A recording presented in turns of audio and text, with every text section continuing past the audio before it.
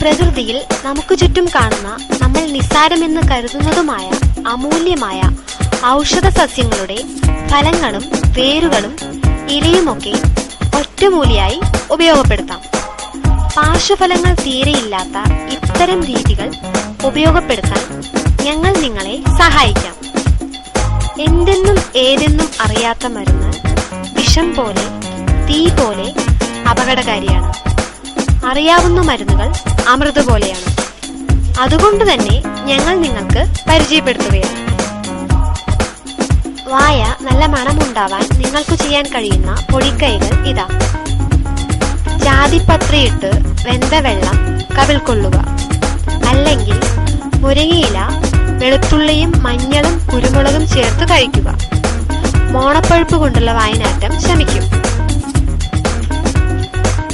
പ്രകൃതിദത്ത മരുന്നുകൾ അപകടകാരികളല്ല. അതിനാൽ തന്നെ ധൈര്യപൂർവ്വം ഉപയോഗിക്കാം.